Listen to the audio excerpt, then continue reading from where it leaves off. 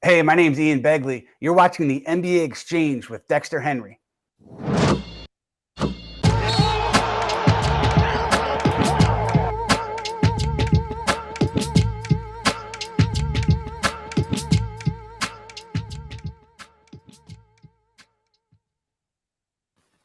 What is good, everybody? How you doing? Dexter Henry. Welcome to the NBA Exchange. This is the NBA Exchange, Ain't Hard to Tell podcast, 7-footers, Up Next podcast, mashup. We're all coming together to do a show. Second show I'm doing today. Why? NBA season is starting tomorrow. Tips off on Tuesday.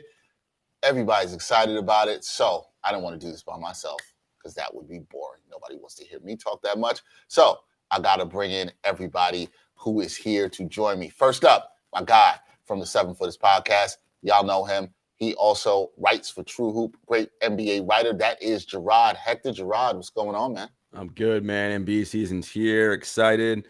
You know, tell your partner, tell your girls, tell your wife, whoever. NBA season's here. Ain't gonna see you for about 5 months. Yeah, that's pretty much accurate. I have nothing else to say to that. That's pretty much accurate. NBA season is here. If you ain't get your league pass ready, you better get that ready soon. Next up is a guy who I was very happy. I spoke about him on my show earlier today. That is Bryan Fonseca. We all know him as a person that is a Miami Heat fan that tries to act like he's not a Miami Heat fan. B, what's up, man? We're going to do this shit already? Yeah, Start on day one. First of all, I have a Red Dead Redemption shirt. There's a story behind that we need to have for another day. But listen, because during the pandemic, how you gonna tell me, are we gonna do this shit already, and then you do what you do and start talking about video games? During the pandemic, we all turned to some things that took a while to get to. I played Red Dead 2 for the first time, like straight through, whatever the case would be. Oh my God, it was unbelievable. It's unbelievable. I don't even care about the old Western shit like that, whatever the case may be. But you care about the violence. That game is amazing, son. You could set the KKK on fire. You know what I'm saying? YouTube, don't kick us off. Yo, B, how'd you enjoy the female slate of fights this past weekend? Boxing. Oh my God. I just want to make sure you was all right. Look. Alicia Baumgartner and Clarissa Shields. Why'd you do this, right? Gerard? No, I'm just briefly. Alicia Baumgartner and Clarissa Shields rightfully won their fights. No doubt. Michaela Mayer thought she got robbed. She did not. So she's a good fighter, Michaela Mayer. She's not a bad fighter. She's really good, but she lost. She lost. She lost. All right, last but definitely not least, my man, lawyer, sports journalist. You see his work in a bunch of places. Anscape, also host of the Up Next pod, also co-host of the Bros pod with the legendary Bill Roden. That would be my man, Jamal Murphy. Murph, what's up, man? What up, people? It's that time, baby. Let's go. Let's go. It's that time. I'm so excited, man, because there's so much to talk about. You see how Brian tried to swerve that Miami Heat fandom thing, but we know. I literally don't know what you're talking about there. Okay. A young lady who you and I both know today expressed to me the same thing, unprompted, told me, she was like, Brian's a Miami Heat fan. I don't know why he be acting like he doesn't. I'm texting her right now. You know who I'm talking about too? Yes. And the clip is ready and it's out there. I should have put it in here so we can play it. Dropped it right in here. Yeah, I should have put it in here so you can play it. I didn't even bring it up. I was just like, damn, she's preaching the truth. As somebody who's going to be contributing to 5 Reasons Sports and 5 on the Floor, a top 25 national and basketball podcast and Miami-based podcast. Let's also be clear. Right. Yes. I'm saying, as somebody who's going to be regularly appearing on those feeds, I'm just going to shut up. I'm just going to shut up. But you have to, because the evidence is all there that people can see what it is. And guess what? There are worse teams. There are worse teams to be fans of. Enjoy that is true. Enjoy your Heat. That is true. I don't disagree with that. All right. NBA season begins Tuesday, October 18th. Night is here. I think we all talked about how excited we are. Is anybody not excited here for the NBA? Brian, are you not excited for it? I'm excited, but it snuck up on me a little bit. Because I felt like I was just watching FIBA Americas and Eurobasket and World Cup qualifiers, and the WNBA season just ended and baseball's wrapping up. And then it's like, oh, fuck, man, we're still in the playoffs and the NBA season's already here. Yeah. Like this is like it was just too much going on. Like this past week, it was crazy because like I'm watching the Devin Haney fight ends. He beats up George Kambosos. Then Deontay Wilder gets a knockout on the third punch he lands in the fight. And then I have to go back to Dodgers Padres because it's nuts. And amid all that, Cleveland beats the Yankees like in the bottom of the ninth inning.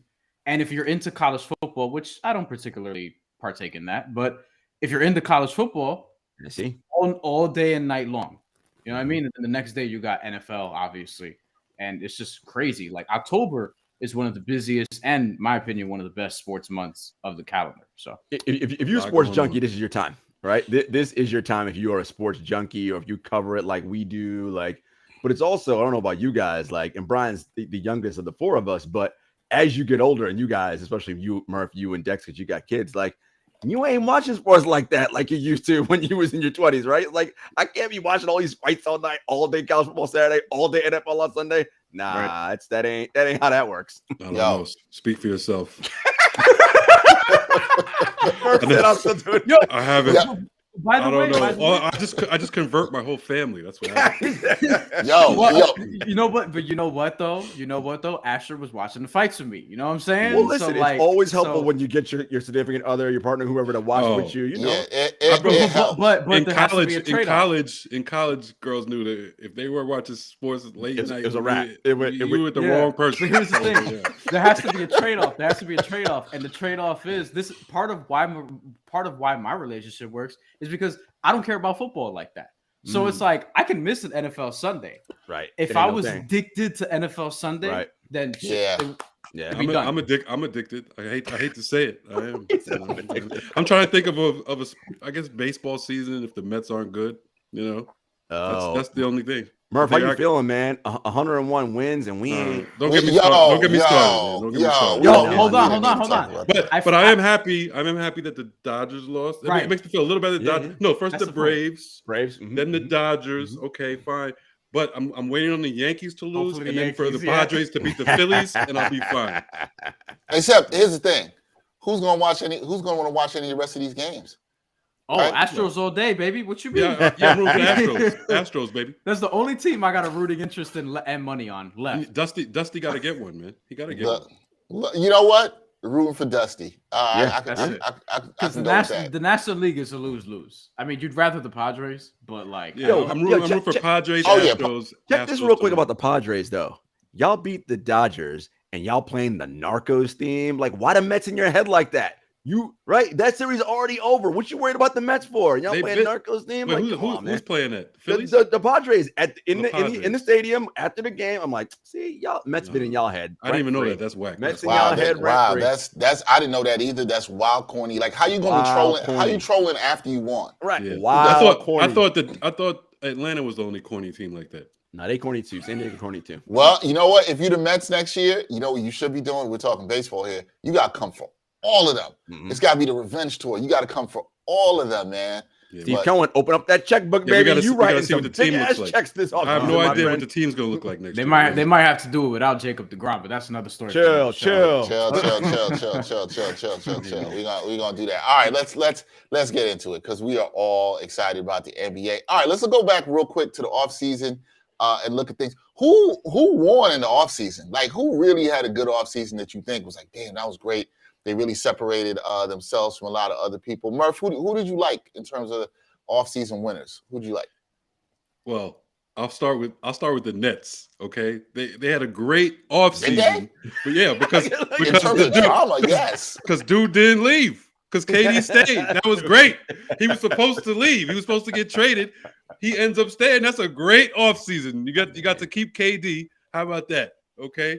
Also, I actually like what the Knicks did. I mean, to be honest, I like the Brunson deal more and more really each day.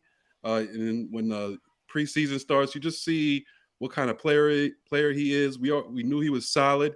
He's the kind of guy that gets better. Brunson, the kind of guy that gets better every year, and you can see that already. He's already looking even better. Like he's added a couple things to his game. So I really think that's going to help the Knicks. I think the Knicks will be in the hunt, at least for the play-in for sure.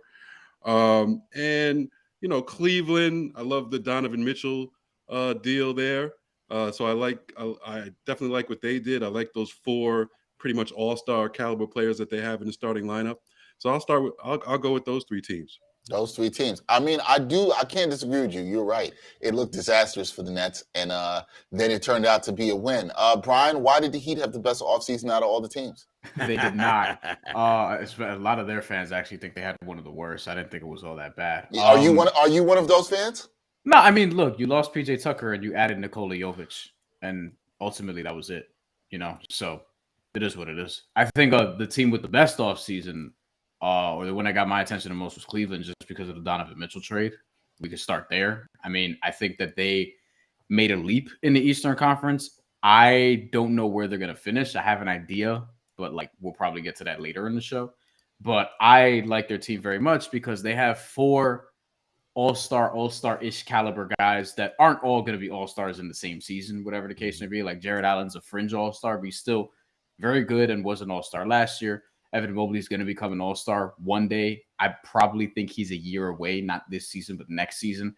Darius Garland's already made one, and Donovan Mitchell's made more than one in the Western Conference. So they're a team that's very interesting to me. I do have some questions, and I don't think that it's going to work itself out right away, but I like the gamble that they took, at least for the time being. All right, I like that. Jarod, what about you? Who's your best team in the offseason? I mean, I like Cleveland too.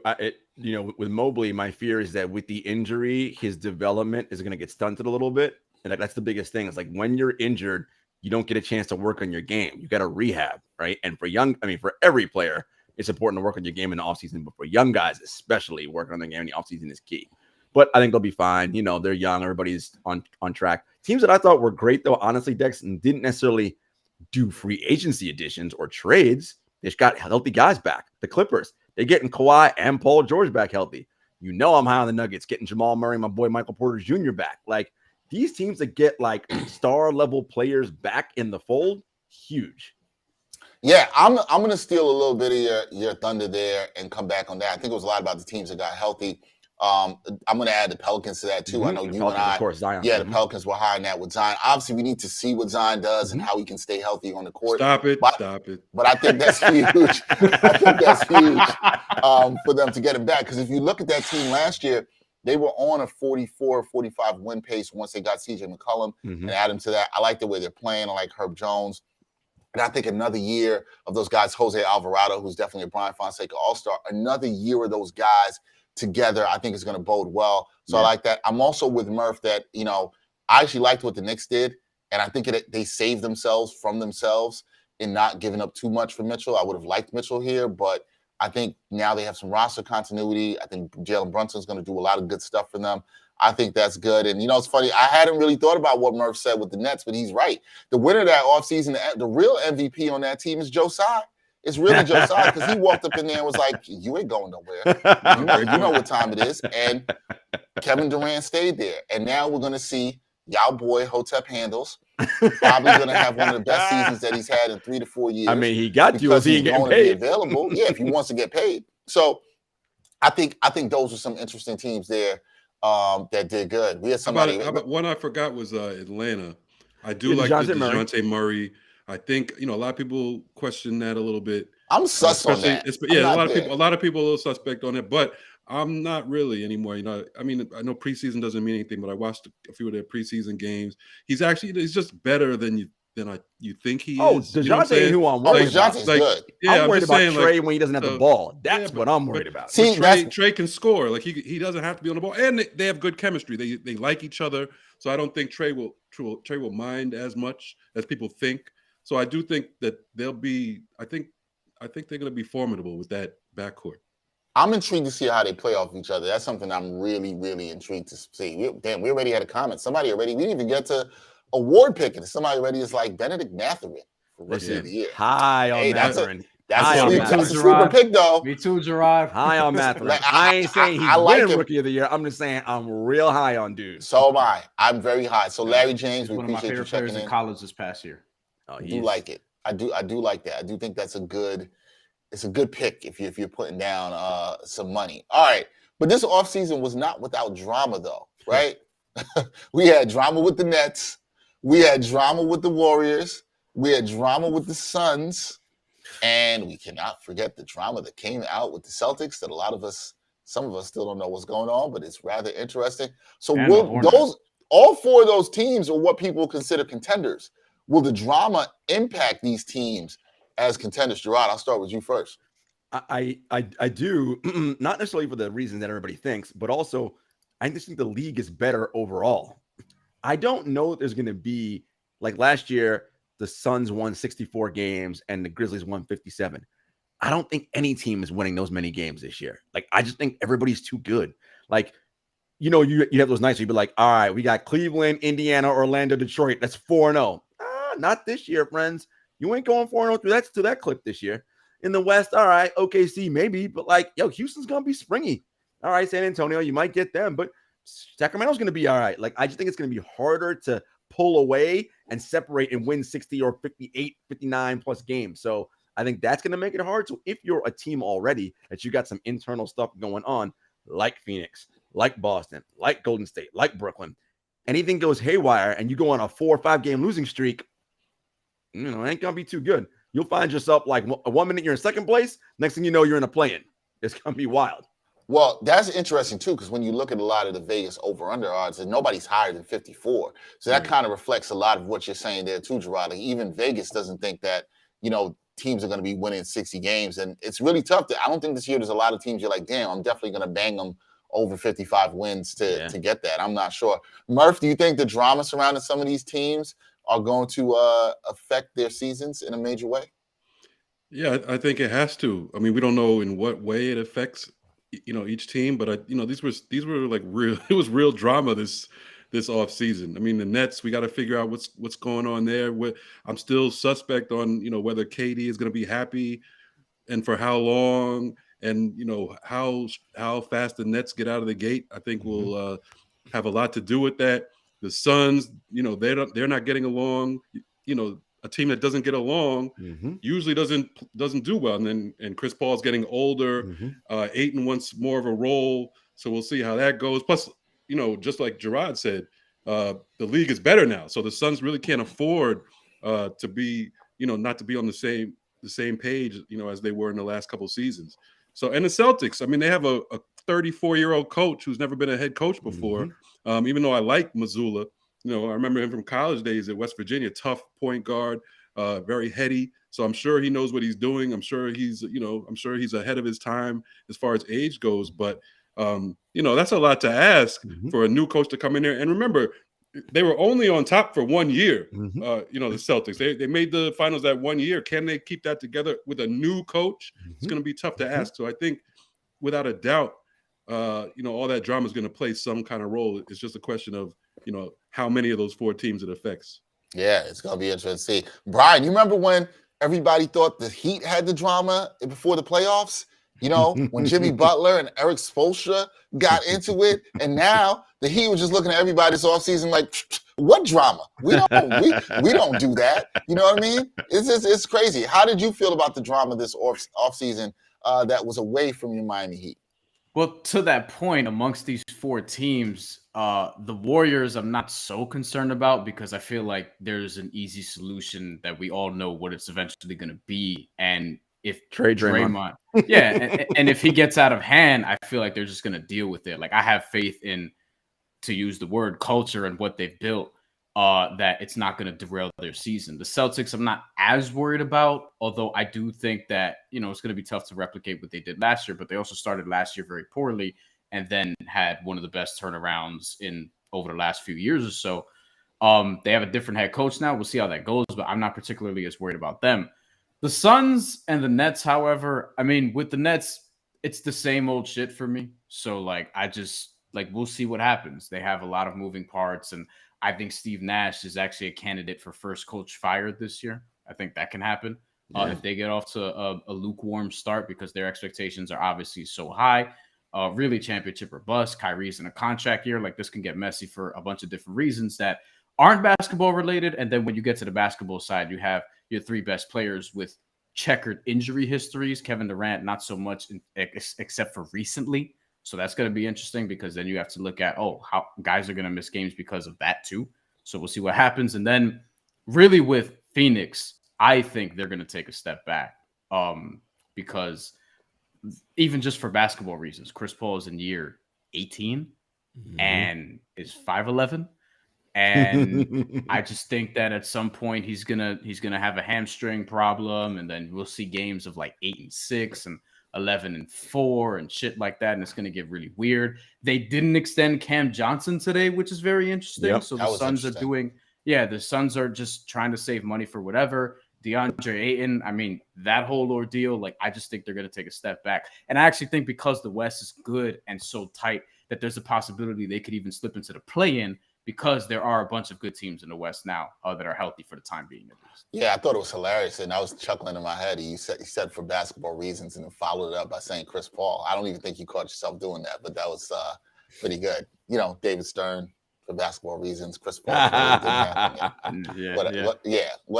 do think, I will say this, I do think the Suns are going to take a step back. Jarod and I talked about this when Jarod came on SNY. We did a over-under thing. Yeah, we was like, definitely take the Suns under.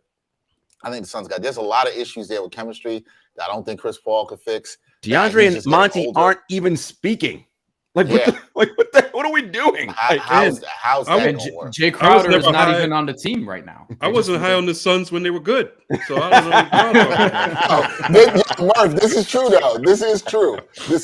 They won 64 games. Murph was like, "This team is trash, man. I ain't rocking with that." The West is dangerous, and West you could actually find pretty good odds on the Suns falling into the play-in. You could find plus odds on that, and that's something I would look at and be like, "Woo."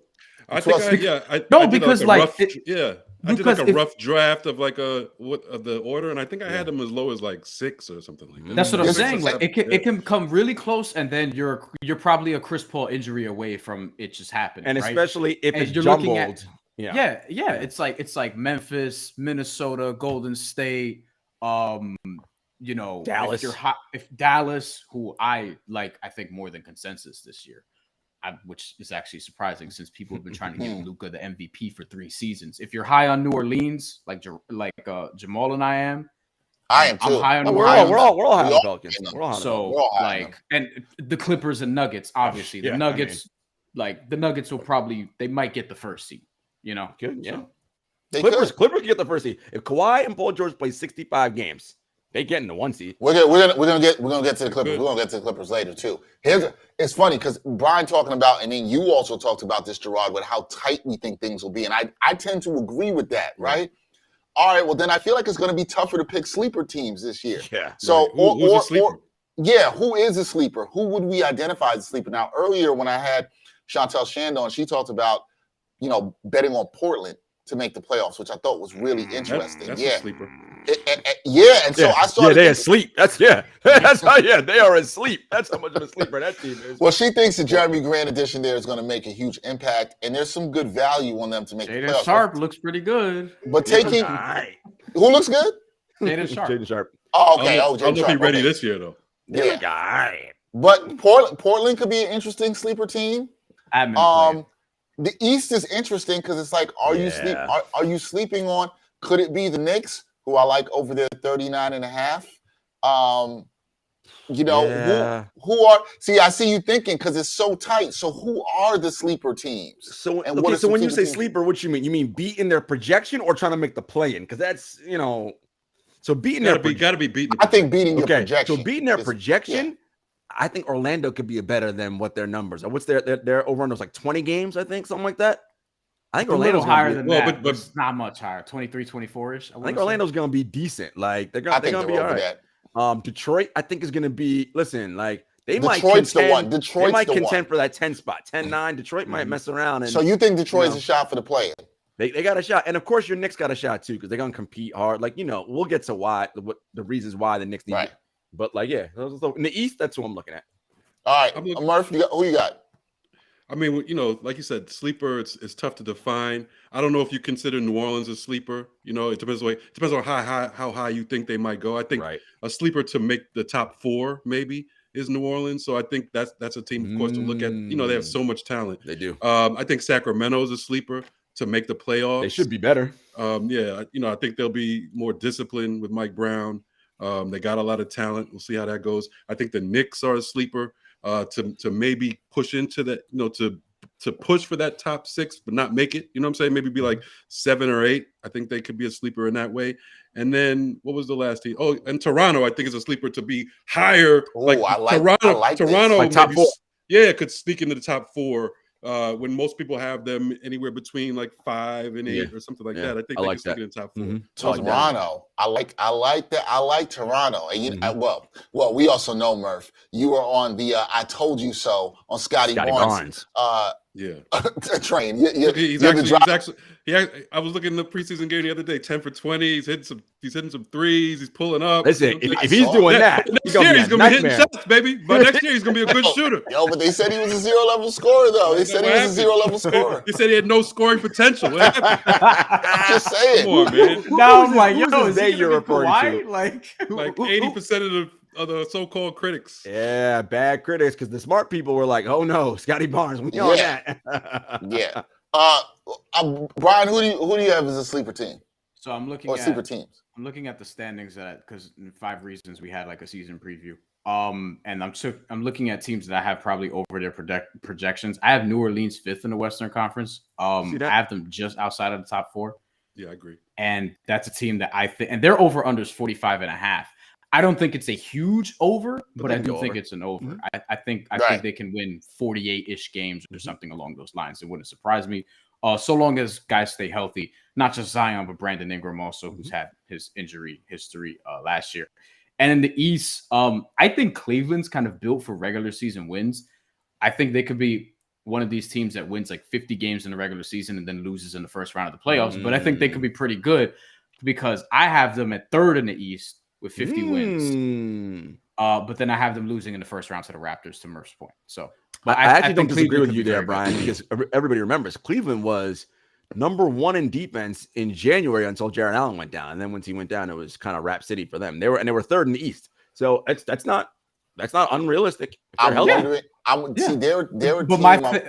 don't think I think they could lose in the first round, even if they do that, because again, if you draw like Toronto, and they're also not as a squad, they're not playoff tested yet, right? You got to get your ass kicked. That's the rules. Yeah. Cleveland's a squad that I am very intrigued to see how they look because of the small guards in the backcourt there. But I think that goes more to Brian's point, where it's like I see that not translating as well for them in the playoffs, but I can see them having a ton of regular season success. New Orleans is probably my sleeper team. I think I'm going to say this. I'm going to jump out and say this. This will probably make Murph happy. I think New Orleans finds a way to get into that top 4, and that's what makes them a sleeper in the West. I think they do. I think they find a way to get in the top 4. I think they're going to play hard. I think their team is going to go hard in the regular season. And with things, as we all are saying, right, we're all like, man, things are going to be so bunched up. Well, who's the team that's going to play really hard and then take some wins where you didn't think they were going to get wins and really go hard? And that might, again, I'm with Jarod on this. I don't think you'll see a 60-win team this year. I actually do agree with that. But you might get the Pelicans where they got up to 51, 52, maybe where you didn't think they would go. And so I could see them doing that. In the West, too, I'm also going to say, I think there's this thing that people think that Memphis is going to take a little bit of a step back. And I think their culture and their core has played together for so long. And I think people are bumping them out of the top 4 really quickly. And I'm like, I'm not so sure. I'm a little bit concerned about your boy, Triple J. When he comes back, they're going to need him back, Jarod. But I do think they're still going to be formidable. I think they're very hungry. And I just think they need to be playing well. They're going to be dangerous come the playoffs. I just think if they're healthy, they're going to be really dangerous and a force to be reckoned with. And I think what they experienced last year is going to help them. For sure. Murph, I'm with you. Toronto. People are sleeping.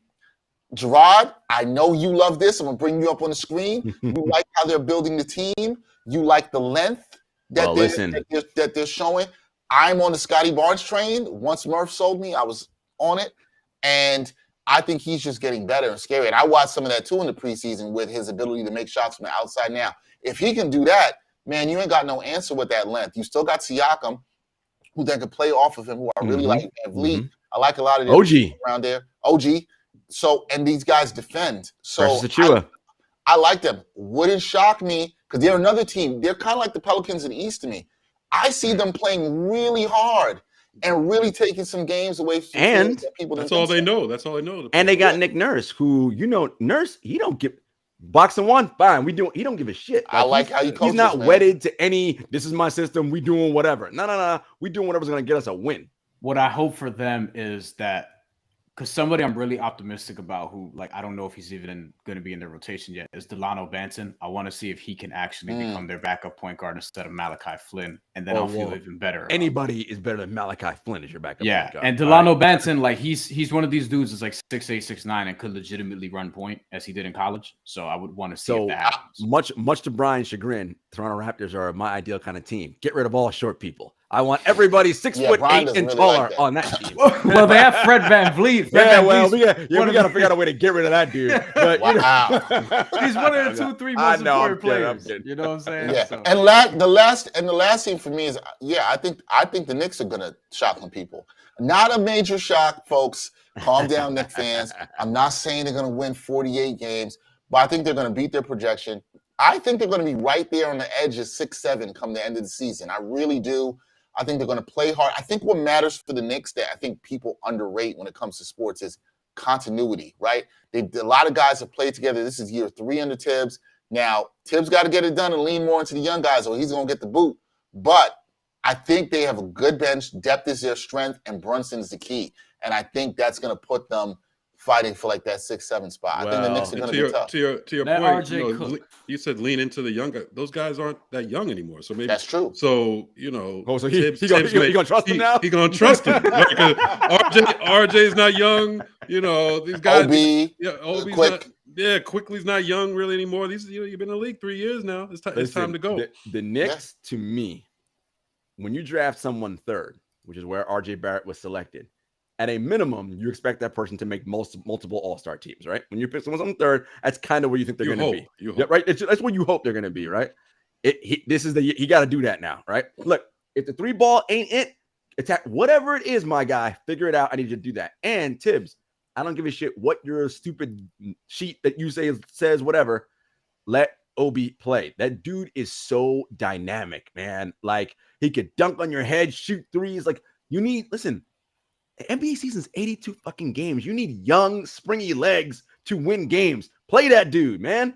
And don't he makes a mistake. Now you sit him for 10 games and he comes back 11 games later. Of course, it's going to suck because he hasn't played in 10 games. Like, you got to keep these guys. And you had Cam Reddish on that team. Why is he here if he ain't playing? That dude was the number 1 dude in his high school class. All of a sudden, he can't play ball? I seen him score 37 points in a playoff game. That dude can play. Play him. I don't know about Cam. I mean, I go back to Duke. And people always talk about Cam, the number 1, player. Mark, he scored 37 in a playoff game. Yeah, but they were trying to say at Duke, he had RJ and Zion on his team, and he didn't do anything. So that just shows RJ and Zion took all the oxygen. If you're the man, you're the man. I don't care what area, what situation you're in. That just showed me that might not be him. Okay. If you can't get off in college and you're saying just because you had 2 other great players on your team, I'm not buying that. There's something missing there. I will tell what I've heard is the Knicks are very low. Well, Tibbs is very low on him. Because defense? No, it's because probably Tibbs sees what I see. He's a hooper. He's an NBA Twitter favorite. Motherfuckers love him on highlights. Tibbs ain't on no Twitter, man. He ain't. Cam Reddish, he ain't like. Okay, so let me get this straight. People were comparing him to Tracy McGrady for you. Okay, calm down. Nobody's saying all that. So the 3 of you, you're all off the Cam Reddish train. You think he's trash? I was never on it. I'm not. No, I was never on it. I'm not. Here's what I'm going to say. Maybe I think he could be a rotation player. I will agree with Brian. I was never. He could be a 6 man in the right situation. I was never super high on him. Can he be Kelly Oubre? But I don't. I think he needs to be in a better situation. He could be Oubre. They don't believe in him in New York. Clearly here. And right now, when I saw him out there, he had some chances in the preseason. He's looking more like Kevin Knox, who you got traded for. You got him out here looking like Kevin Knox. And here's the problem, Jarod. They gave up a first-round pick for him. So somebody thought he was good? Somebody thought he was good? I agree. He's one of those guys, he looks good. He should be good, but he's a measurements all-star, right? 6'7", rangy. Yeah. He's a mixtape all-star. I don't want to diss him with the mixtape. I'm just saying it's within him. Does he have what it takes? Does he have what it takes to make sure he's successful in any situation he's in? I'm not sure. I think it kind of needs to be given to him. But Murph, you know what I'm saying? That's like how many dudes in the NBA can be successful regardless? That ain't everybody. Most people gotta be in the right spot. Right? They gotta be in the right. Here's the thing. I bet you in Miami, I bet you Cam Reddish is better if he's in Miami. Would he? But see, he's better. But see the thing here. But here's my only counterpoint to that, Jarod. You got guys that got drafted. I bet he's better there. You got guys who got drafted on that team. On that San Antonio squad, he'd be much better. Yes. Yeah, you got guys who got drafted like lower than him on the Knicks that are actually doing better, like Quickly and Grimes. They got drafted much lower than him, and those dudes are fitting in and producing better. So because they're scrappy. So you don't got no scrap. Murph out here saying he ain't got no heart. He ain't got no heart. To your point. I don't like to say things like that. Something's missing. Because people will post these videos all the time about high school players or players when they were in high school or on the AAU circuit, like Anthony Edwards saying Cam Reddish is like the best player I've seen. Like I ain't saying he should be an all-star. I ain't saying that. But I'm like, damn, he can't be a rotation dude. That's what I'm saying. There's something there is not right. Like, but Jarod, you've seen two guys teams now. You've seen guys before, who can score 37. Josh in Selby any given night, but it's only like once a year. You know what I'm saying? Consistency. So that's what it comes down to. All right. This next thing I want to talk about kind of goes to Jarod and the Grizzlies we're talking about. What are some NBA teams looking to take the next step? Because we saw the Grizzlies, get to the playoffs. They lose in the second round to the Warriors last year. We could talk Cleveland. They now get Donovan Mitchell. Can they take another step? Maybe we're talking Toronto. What are some teams we should keep our eye on this year that they can take the next step in their development and go further in the playoffs than they did before the previous year? I mean, teams are looking to make the next step is a lot. Who can make the next step? I don't know. Philly's definitely looking to make the next step. Will they? I don't know. I will say this. I think Tyrese Maxey is gonna have a big year. That I do think is gonna happen. Yeah, I like him because he about to get paid. Memphis, they got to get to the conference finals now. This is the thing. Dallas. Here's what I'm worried about Dallas. And I want you guys think about this. Remember the year that Portland made the conference finals and they fooled everybody. It was like, oh, Portland, they made the conference. Haven't been back since. Matter of fact, been a train wreck since they went to the conference finals. It's just they got lucky, right? They got a right side of the draw where they didn't have to play Golden State or Houston until the conference finals, and they made it there. And they played against a choking Phoenix team. Yeah, and Dallas, all right, they beat Phoenix, but Phoenix was already starting to slip, and now we know some shit was going on there. They got waxed by Golden State, right? Is Dallas truly a conference finals team, or do they really need to all right, let's do this another year in a row where we make the second round again and we look legit and do all that stuff? I think it's more basic than that to me. I think Dallas. Look at their roster. Are they talented enough to be in the to be like a perennial conference finals? No, they have Luka. Yes, that's why. And he makes everybody better. Let's not go overboard. Well, they had a lot went in their favor. Yes, I like Jason Kidd as a coach very much. So I think the fact that you have Luka and Kidd and I like Christian Wood. I like that. You like Christian Wood? I like that trade. I do. I love that. Trade. I actually love that. Yes, especially with Jay Kidd, because he'll know how to use him and he'll know how to give him his confidence and keep his confidence, all that kind of stuff. But so I think they'll stay afloat. I don't think they're going to fall off and not be in the playoffs or anything. But I think that conference final thing was a little fluky, fool's gold. Little suspect. I do agree. I'm actually really high on Dallas, but there's a couple of different things there. One is that they actually have, I think, a team that's built to do some work in the regular season. But beyond that, I'm also looking at their salary cap situation and their draft pick situation. They're built to make a move at some point this year. Because you don't trust Tim Hardaway Jr. to be. Me being high on them, I'm also banking on that. And look, as far as their team goes, I love what they could do defensively last year, which is big. They're very good defensively. A lot of people like Dwight Powell, Maxi Kleber, Dorian Finney-Smith, Reggie Bullock, Frank Ntilikina, if he plays. They can guard. They have really – Jason Kidd's a smart coach. I mean, questions about other stuff, but he got better. No, he got better. He's gotten a lot better. And look, that's the thing we ignore, right? Coaches can get better, of course too. They can. After they have one bad or one subpar especially a guy who's one of the all-time high basketball IQ players of all time. Yep. And I think with Dallas, when you look – also, you mentioned Christian Wood. I think he might not even be the best player coming off the bench in his own team because Spencer Dinwiddie's there, who I could argue maybe is the best backup point guard in the league. Maybe. I think he's a They're not starting him? No, and I think he's a sneaky 6-man of the Who's year starting candidate. at the 2 for Tim them? Hardaway Jr. Or Reggie Bullock. Or Reggie Bullock, yeah. Those Or are, both of them. who's their backcourt starting? You think? Luka Doncic and because probably Luka, Hardaway Jr. yeah, but like Luka plays like the 3, whatever. It don't matter. He's the de facto point guard. Right. He's Like the point even guard, if though. yeah. No, He's basically a point guard. So like you have good players on that team, and you have a bunch of they have these middle tier salaries between 10 and 20 million that Good a lot numbers. of other teams don't have. The reason why, for example, the joke with the Lakers a while back was the best we could offer you is Kendrick Nunn and Taylor Horton Tucker. They didn't have any other salaries that could meet that threshold. The same thing with the Heat and Duncan Robinson. They didn't have anything else that could be in the middle. So with Dallas, they have Tim Hardaway Jr. is 19 million. Davis Bertans is 16 million, which is actually pretty movable because he only has one more guaranteed year after this year. Mm-hmm. You have Christian Wood is on a 1-year deal if it doesn't work out. You're not trading Dorian Finney-Smith. Dwight Powell's expiring. Reggie Bullock is 10, and then he has a non-guarantee for next year. I like Maxi that. Kleber has 9. Like you have salaries there, and they have all their picks except for the pick that's going to the Knicks this year. So Dallas is the team more so than almost any other team in the league that's poised to make a move to me, and that's another reason why I'm high on them this year. I think they're good as is, but I think they're going to take a leap to answer Dexter's question because I trust their front office to be aggressive. So you think they're going to make a move to take the leap? I got you. Yeah. Okay. But Who would you ideally pair? Before you say it, we've all just been saying how much better the West is this year. Yes. This is not the same competition that they were able to shut down other teams defensively. So they might have to make a move just to be back. Right. I think they need to make that move you're talking Probably, about. but like, I think, and here's the thing, and maybe we'll get to this, maybe we won't. The Victor Wembanyama, Scoot Henderson race, I think there's going to be teams ejecting early, and I think you're going to be able to poach some of those bad teams. Like who? Because I've heard players. people say that, but who do you think? Who? Shai Gilgeous-Alexander's the one. Shai SGA. Gilgeous-Alexander's the one. SGA on Dallas. So that's what I'm saying. Is like you can potentially make that like work. Now Oklahoma City keeps saying we're not going to trade him. We're not going to trade him. Yeah, they are. We're going to have Chet Holmgren, whatever. I think they're probably win too much with Shai Gilgeous-Alexander because they're actually not that bad.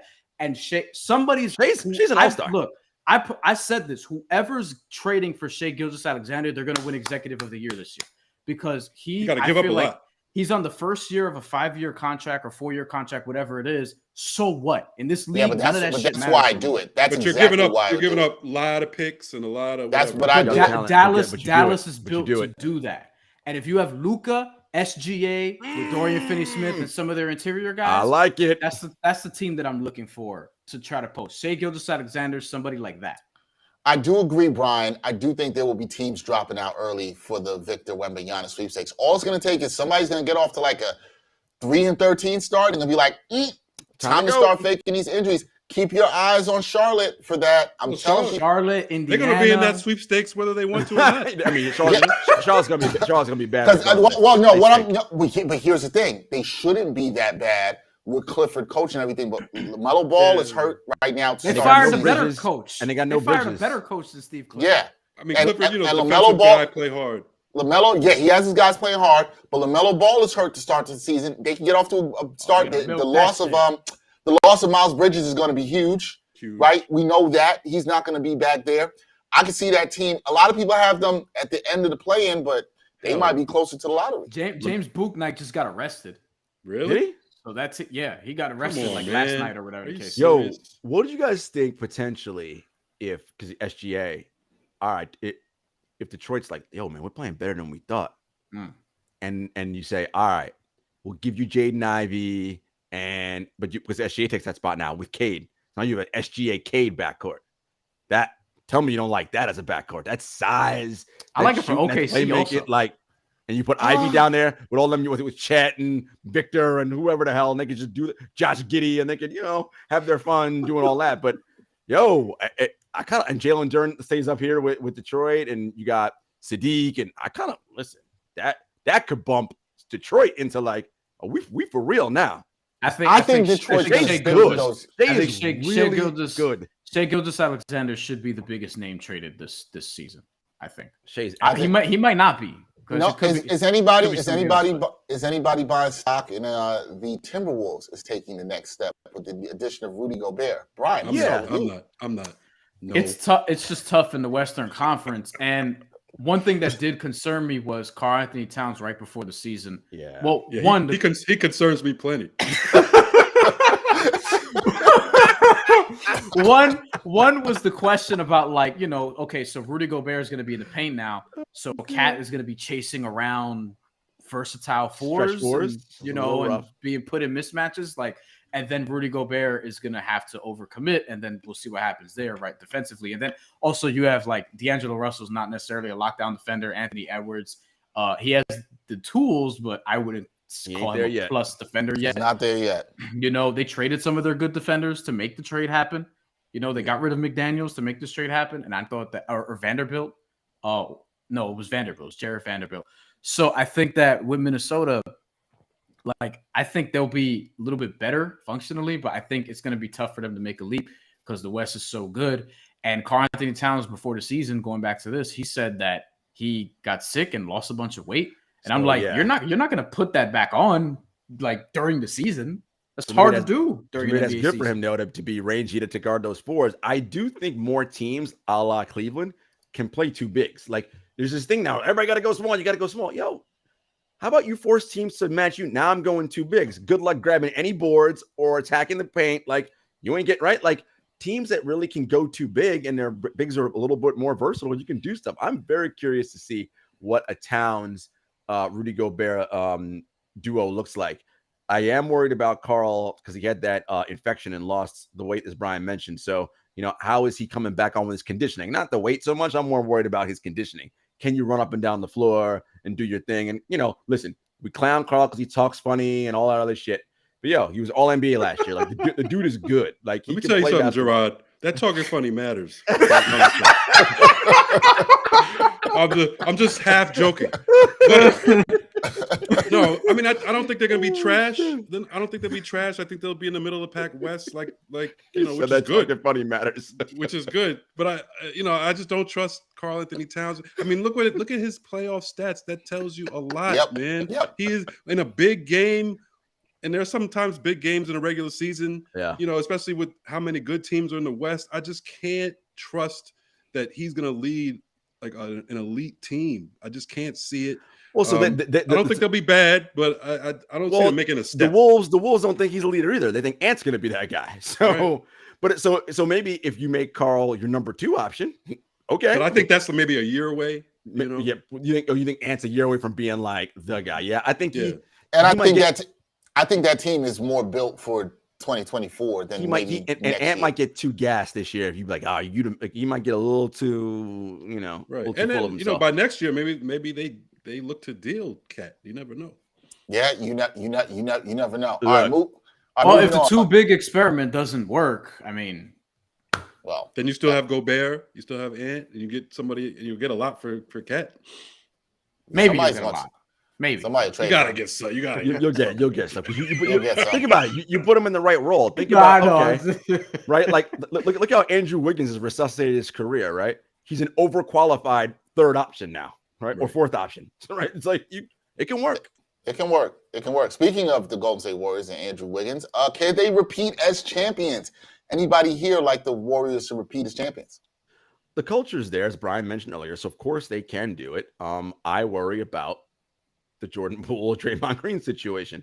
This is very much like, all right, sweep it under the rug. Everybody's cool. I mean, you heard Poole at his presser after he got the bag saying, yeah, Draymond apologized. We have a professional relationship, AKA I don't really talk to dude like that no more, right? Like, and it just is what it is.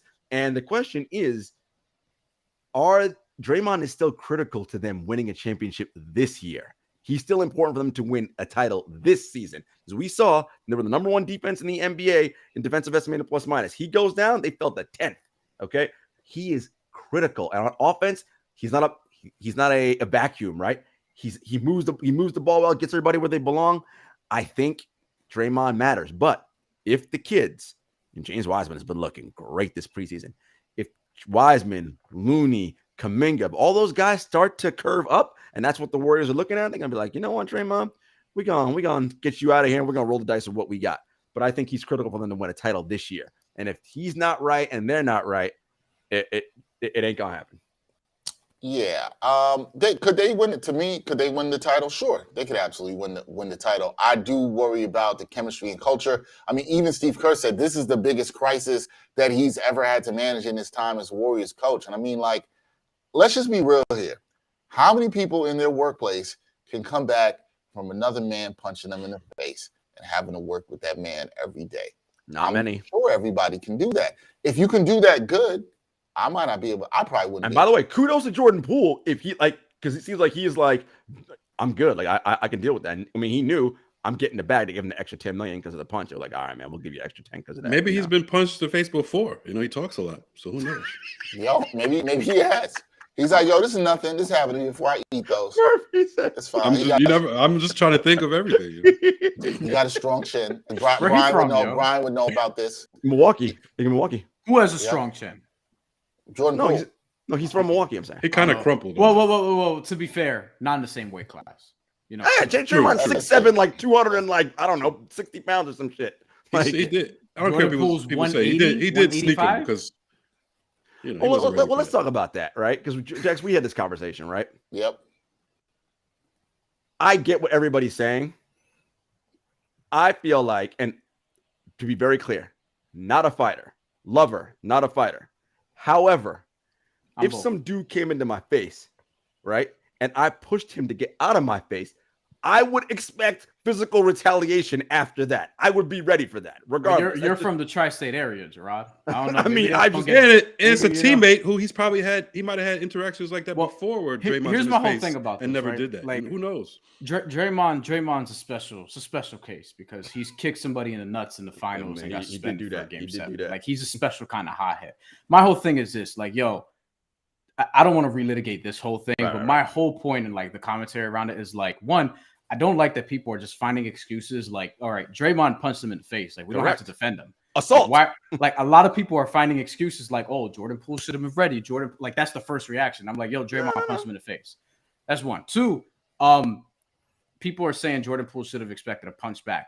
Maybe not a punch. I think Draymond, like, you shove him back. You don't fucking Deontay Wilder him in the face because that's what that was. Like, that's crazy. For me, I'm going to fight motherfuckers. I'm not punching a teammate, though. Like, a teammate? No, that's not happening. I'm not. For you, Brian, if you were Jordan Poole and you pushed Draymond, you'd be ready for something coming back, right? Yes. But you would. But at the same time, though, I'm a New Yorker. Okay? I'm a New Yorker, and I'm also short. So I need to expect that. But here's the thing. People are saying that, yo, Jordan Poole punched him first. I mean, Jordan Poole pushed him first. Yeah, I agree with you. That's bullshit. I think that's bullshit because Draymond, we don't know what the audio was, but Draymond went over to him, and as a short dude, trust me, I know this move. Draymond stood over him, like basically provoked him. Look, from the moment he went over there, he wanted to punch Jordan Poole. And he had to push him. The instant somebody to get a reaction so that he could retaliate, and then in his mind be like, "Yo, he pushed like whatever." And then he was justified to do it. Exactly. Right. The instant somebody steps up, move. The instant somebody steps into your airspace and they go chest to chest with you, that moment tells me, yo, what they're saying to you is, yo, this could pop off if you wanted to. Just do something so I have the reason. Now, when you're the person who's been stepped to, you only have 3 options there. 3 or okay? 2? This is what I wanted to get to, actually. Go ahead. 1 is to automatically swing on that person because you don't respect them coming in the face, which I don't necessarily recommend. Bad idea. 2, and you wouldn't do that to Draymond Green and Golden State. You just wouldn't. 2 is to push them to create the space to get away from you. The third option, which you're probably not going to do if you know the mental state of the person and you think that they're fucking crazy, is to turn around and walk away. The problem with turning around and walking away from that person is once you do that, that person's like, what? You walked away from me? And then they sucker punch you, clock you. So let me ask you this. You think if Poole turned his back, you think Draymond would have snuck him from behind? Yeah. He's chasing him at minimum. That stuff makes people more mad sometimes. He's chasing. Yeah, that's true because it's like, you don't respect me enough to look at me in the face when I step. Yeah, that stuff makes some people. So to that, the point I'm making on all that, So he had to push him. He had no choice. Yeah, he had to push him to create the space because he couldn't get punked in front of everybody else. And I'm not even trying to make it just about that, but it's like, look, you also have to know who you're dealing with that comes up to you like that. Know your personnel. Sometimes some people might step to you and you're like, man, yo, this person they ain't about this life. I've seen people tell people that you ain't about that. Draymond about that life. Right? But Draymond, we think he is. He's about that crazy. To Brian's point, he kicked somebody in the nuts in the finals. He's about that crazy. But they've been teammates for a few years now. So I'm assuming that Poole does know who, or thought he knew who he was, or thought he wasn't going to do that because they may have come. They have right. They may have yelled at each other practice before. From what I've heard, they both are talkers. They both talk. They've had, and there were rumors that they have had problems with each other verbally before. So maybe he's done that to him before. And I think Draymond this time whatever, if he's going through stuff, the contract, he said the wrong thing. This time Draymond was like, "Oh, word, yeah." I'm going to show you something right now. Like he wasn't. I don't think Poole was ready for it. Clearly he wasn't. Mentally, he didn't think that was going to happen. Mentally, Poole, I think like maybe there's a world where he could have expected something back and just had bad defense, whatever the case may be, right? But I think what he didn't expect was to get punched in the face, and I think that's a reasonable expectation. At practice, that is reasonable. At work, at work. I think for me, Brian, the thing that, and again, because. Again, want to be clear, lover, not fighter. If you are walking over to me and you are not near me with that kind of energy, my spidey senses are up like, oh shit, this dude probably want to do some shit, right? I mean, that's just me. I'm already like, fuck, this dude's probably trying to fight. And as Draymond, 100% think he's trying to fight. Yeah. But that's me. All right, I want to know more about their history. That's what I want. I'm sure we would.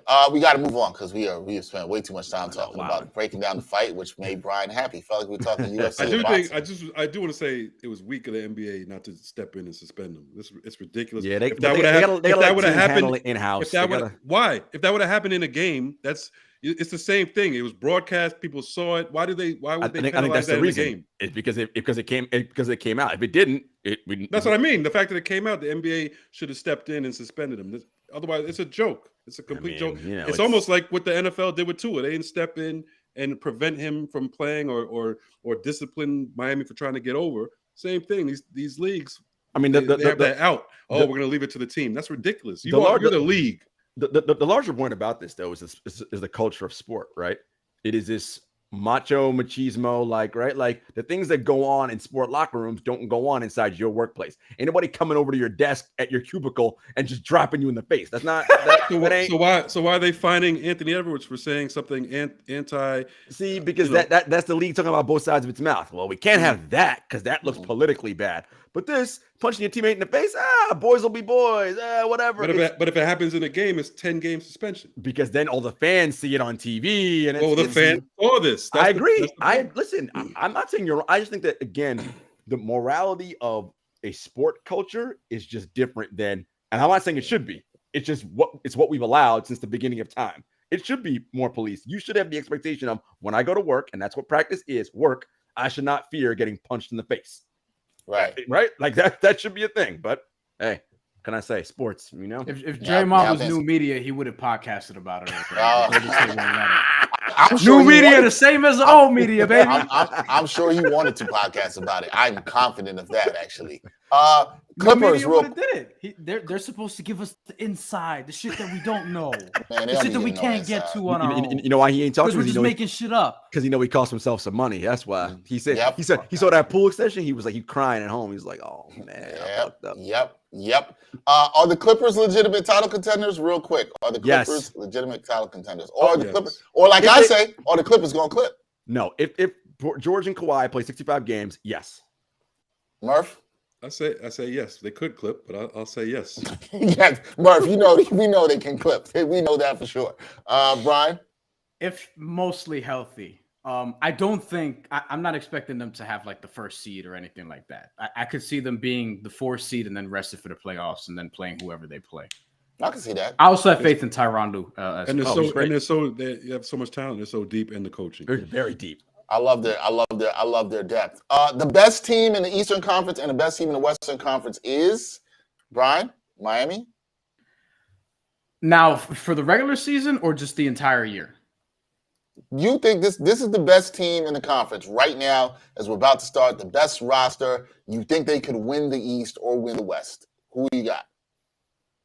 You're struggling to not say Miami. We all see you struggling. Nah, I'm just gonna go with Boston and the Clippers, but I don't think that's not my finals pick. That's fine. Yeah. But Boston That's fine. Clippers, That's fine. Doesn't have to be your finals pick. Jarod, what do you say? Milwaukee and the Clippers. Milwaukee and the Clippers. Okay, a lot of love for the Clippers. All right, Murph, what do you say? I'm like related to you two because I'm like I can't decide between Boston and Milwaukee, but I got the Clippers. Yeah. You got the Clippers. I have the Clippers. I think the Clippers are the best team in the West. And I've thought about this. I do think the stuff with Udoka is going to affect Boston. A little bit. And I like the championship pedigree of Milwaukee. I think Milwaukee is a little hungry this year. I'm going to say Milwaukee. Milwaukee Clippers. It's also probably my finals pick, but that'll be it. All right, moving on real quick. Must pass. Can't even talk. Must watch NBA League Pass teams. Who's the must watch on League Pass this year? And Jarod, it's like a dozen teams. For you, why is it the Grizzlies? I mean, you listen. You know, it's Memphis all day, baby. The Nuggets. I mean, you got to watch Nuggets, right? I mean, that team. Do we? I think the Nuggets will be. They're not sexy to me, but I think they'll be. Wait a minute! Whoa! Put the four quad back up here. Wait a minute. Nuggets are not. How the hell you think a team with Nikola Jokic, the reigning two-time MVP, he's sexy, Michael Porter Jr. and Jamal Murray is not a sexy offense? I mean, it's a sexy offense. It's sexy if they're all on the floor. They ain't a sexy offense to you? Not to me. His passes are sexy. I mean, I respect them; they're very good, but I don't know if they're sexy. Wow. I'm not going to be running to watch Denver games personally.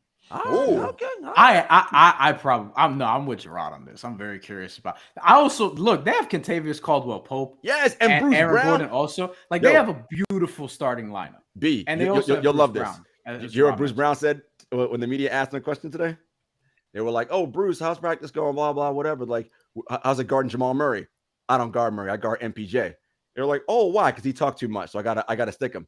And he said, ask him how many points he scored on me today. I was like, oh, Bruce Brown getting feisty. I like it. Listen, I think offensively, we know they're going to be excellent. Jokic alone makes you an elite offense, but Jokic with them two guys and KCP hitting threes, and then with Brown and KCP on the defensive end, I want to put this out right now. I think Denver has a top 8 defense this year. Book it. Oh, top 8? Shit. Book it. If they have a top 8 defense, they could. If they have a top 8 defense, they could win the West. That's what I'm saying. And that's my biggest question about them. Well, other than health, it's yes, defense. of course, that's a big one. So Murph, you do not find the Denver Nuggets sexy as a league pass must-watch team. Maybe it's the way the court looks. Something about Denver. I don't the way the court looks. Yeah, I don't really like watching. You know what, Murph? To your point, I fucking hate their uniforms. Yeah, the uniforms. Uniforms are a little weird. Yeah, I like the Carmelo Anthony, Marcus Camby era Denver Nuggets light blue uniforms better. I did like those uniforms. I like the Jokic passes and all, but come on, give me a break.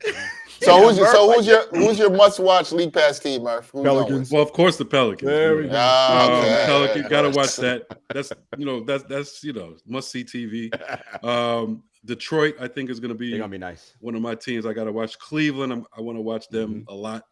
And then there's 2 teams that I want to say, but I think they're only going to be on this list for like a week or 2. I have a feeling like Orlando and Houston. I feel like I'm excited now, but 2 weeks down the line, they're going to be terrible. I'm never going to tune in again. Yeah, that's there. Bryan, who's your must-watch league pass team besides the Miami Heat? Toronto, New Orleans, and not for like aesthetically pleasing reasons, but like I'm curious to see how things go in Phoenix. Because you think disaster's coming. I don't want I'm not gonna over exaggerate it. You think disaster's coming. But like I'm serious about them potentially slipping into the play-in because the West got some teams. I would typically, speaking of potential disasters, I would typically say the Lakers or Brooklyn, but I'm in New York and we got and also the Lakers, all their games are going to be freaking national. True. So whatever. Yeah, yeah, you're right. Also, I will just to please Dexter, I will say this about Miami. Eric Spoelstra's Eric Spoelstra's leaning into offense a little more this year than I had prepared for. And Nikola Jovic, I like him. He's good. I don't know Is he going to get how much playing time is he going to get? Not a lot initially, but guys are going to miss games, and eventually he'll get a shot. And when he does get a shot, it'll be very interesting to see, especially how he plays next to, because in the preseason game, he played next to the starters. It was him, and then it was Kyle Lowry, Jimmy Butler, Bam, and Tyler Hero. They put him off the bench, and then they just wanted to see how wild stat lines. He had some wild stat lines I saw. Like he's gonna be good, man. I think 12 rebounds one game. He has a chance at an all-rookie team. I don't know if he's gonna play enough, but he has a chance at an all-rookie team if he plays. I think you have a chance. I was very high on Brian. I was high on him as a pick. I'm gonna go with Detroit, like Murph. I think Detroit's gonna be fun with Cade and Jaden Ivey. Also like that team sneakily to get into the play-in. Keep Memphis on your list, Dex. Keep Memphis on your list. Memphis is on my list. They were there last year. They were there. I will join with you, Jarod, there you go. Watching the Grizzlies. I will join with you on that. Also, I'm going to keep it. It's just a team I'm keeping an eye on. Kind of like Murph saying with the Cavs. I do want to keep an eye on the Blazers and what they could do. I'm intrigued to see how their pieces fit, but that could also change, and I will not feel as good about that. And then also, this is not for aesthetics, or I really think this team is good. Also, the Kings. That's another team out west I want to keep my eye on to see how they can do. I know Murph said he thinks, with Mike Brown, they'll be better, which I do think so. But, how they're going to play, how much better will they be defensively? Because that's the key with that team, with Fox and Sabonis. We'll see. So I got my eye on those teams. Like Charlotte, right? And how they stink defensively. That's because LaMelo doesn't give a shit on defense. Same thing with Sacramento. De'Aaron Fox got to give a shit on defense. If you don't, if your lead guy you feature does not care, the rest of them ain't gonna care neither. And he don't gotta be all. Nobody's saying that. You don't gotta be all defense. Just try. Just try. Know where you're supposed to be. That's all. Just try. Just know where you're supposed to be. All right, we're gonna take a really quick break. When we come back, we're gonna talk about awards and give our awards predictions. We'll do that when we come back on NBA Exchange. Are you looking for a better way to play player props or daily fantasy sports? Well, look no further than Prize Picks. Prize Picks is the leading over-under daily fantasy game. Why? Because it's so easy to use and win. You can make your picks in under 30 seconds and win up to 10 times your money in one day. Right now, we have a special offer for our viewers and listeners of the NBA Exchange. All you got to do is sign up now and use the promo code NBAEX. Prize Picks will match your first deposit up to $100. Yep, that's right. They'll match your first deposit up to $100. So, join the over 150,000 others who found a better way to play and download the Prize Picks app today.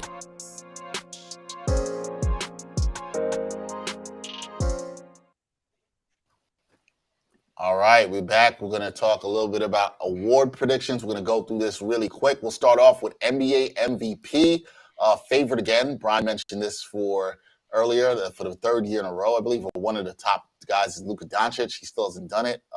Would like to see my guy Luka get one, but I don't know about that this year. Who you got for MVP this year, Murph? I'm going to go Embiid. I think it's finally his turn. I think Philly will either be the 1 or 2 seed in the East. They have everything they need to have a great regular season. Doc, Embiid, Harden is in shape, they say. So that they're looking great in the regular season. But don't get me wrong, I don't think Philly's really going to do anything as far as the playoffs go. But regular season, they'll be great. Embiid. All right, Embiid. Jarod, who you got? I mean, the narrative favors Embiid, right? As Murph said, it's his turn. The other narrative that works is Luka Doncic, because he's actually in shape. He played Eurobasket this year for Slovenia. So he ain't coming into camp 30 pounds overweight. He's already ready to roll. And if they come out the gates hot 10-2 and he's doing his usual Luka stuff, we know our friends in the media are going to really be laying it on thick. Because Luka's got the right stuff. So, it's I can see Luka winning that. I'd like to see Luka win it, but some of the friends in the media that look like him are going to go a little too far. Brian, why is Bam Adebayo going to get MVP? The reason, no, I'm kidding. To Jarod's point, because it was his point similar to what I was about to make. These awards are voted on, so these are narrative-driven awards. And I think there's going to be a sizable push for Luka Doncic to get his first MVP award because, again, they've been trying to give it to him for 3 years. Not that he's not like worthy or MVP worthy, but he's one of those guys like if he's close or in the discussion, they're going to try to get him there, especially if the Mavericks, I think, overachieve in the regular season, which I think they have the potential to do, and make that trade that I was talking about. And Dallas is better, finishes, top 4 in the Western Conference. Oh, he getting it. Maybe. Then I think he gets it because, again, going to the season in shape, you also have to be mindful of health. I think he'll play enough games.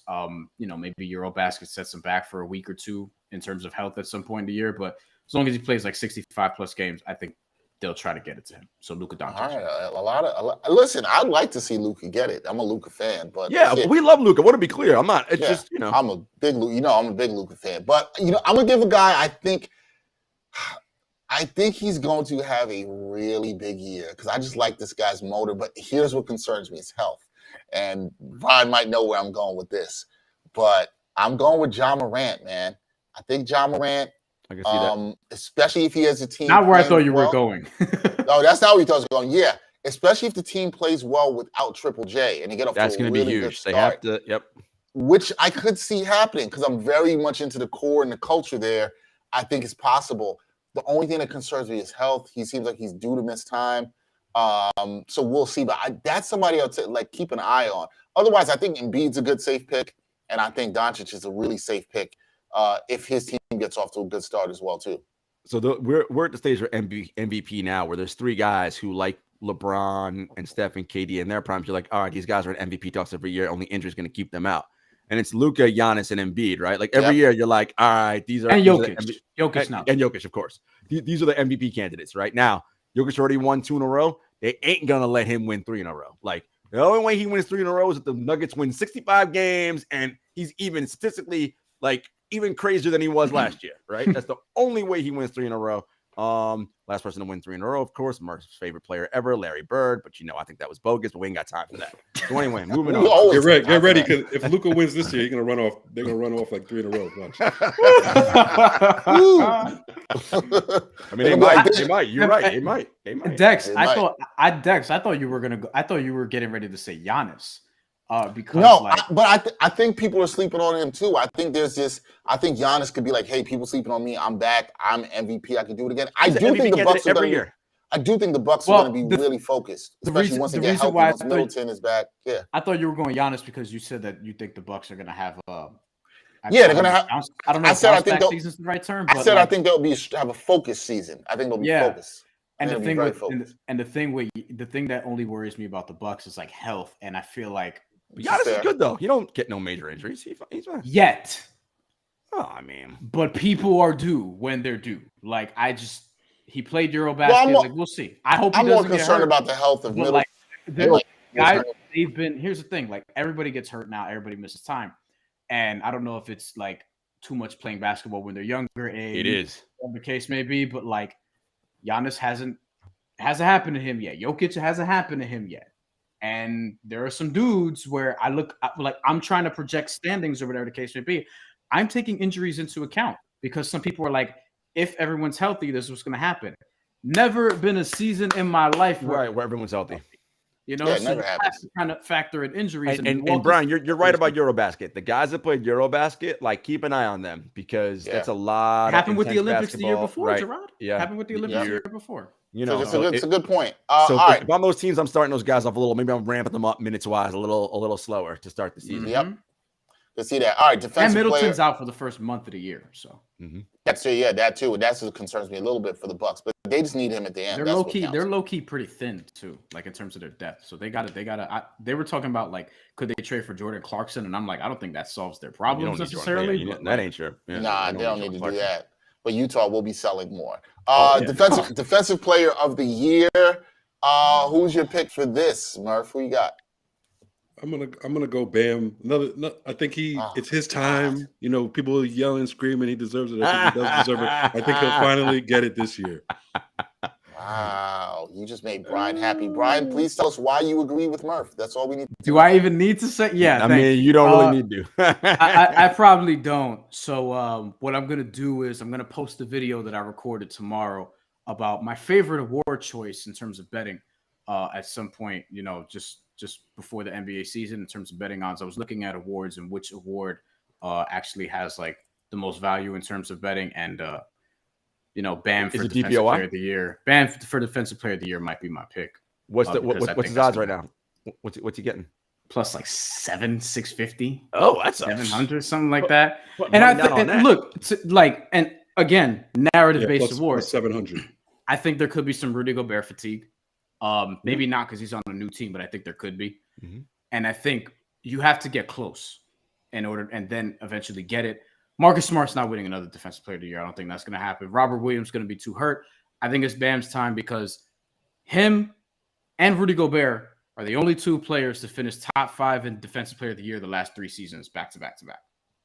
So you think it's Bam's time? I think it's Bam's time. Jarod, who you got? I hate to break the consensus, so I'm gonna have to go with Bam. Look, if Tripp was healthy, I'd be like, I think Tripp's got a shot, but he's gonna miss the first, I don't know, month and a half of the season, something like that. So that's gonna.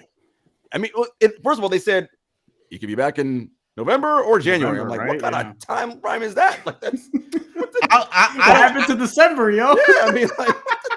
I like Bam for this too. I'm not gonna really break the consensus, but one person I will say to keep an eye on. That was, I believe he came runner-up or third last year. Mikal Bridges on the Suns. Yeah. Mm-hmm. As somebody to keep an eye on. And I wonder if we're going to start seeing some more perimeter players. And another person to keep an eye on is a favorite on this show, especially if this team plays well. That would be Ben Simmons. Keep an eye on him. Mm-hmm. My eyes are closed. I do not believe that man will still shoot. But what I do believe is that man still will play really good defense. He can guard. He can still guard. And he can guard. His defense is going to be integral to how good the Nets are.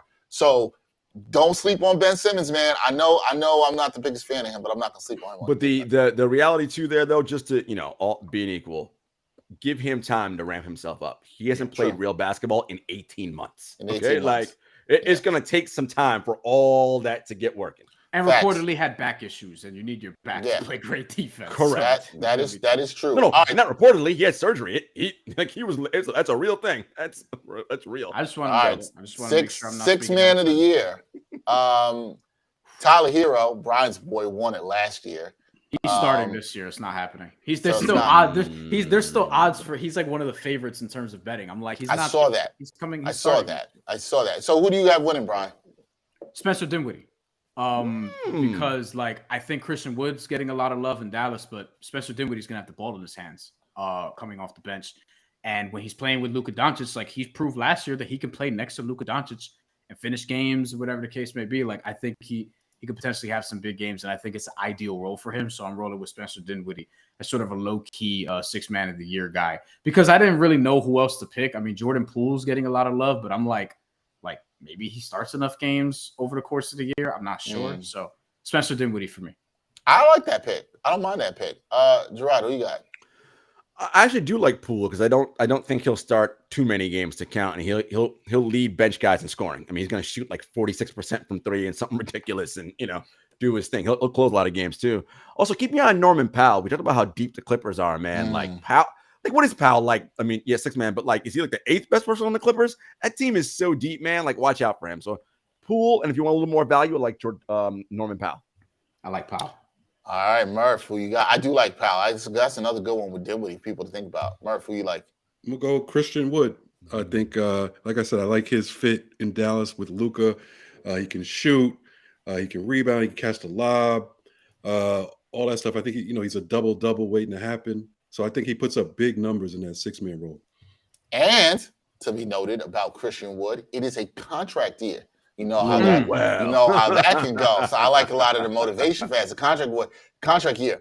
It's funny. Now Jarod and Murph have said two of my picks was going to be Poole and Wood. I like that motivation for Christian Wood.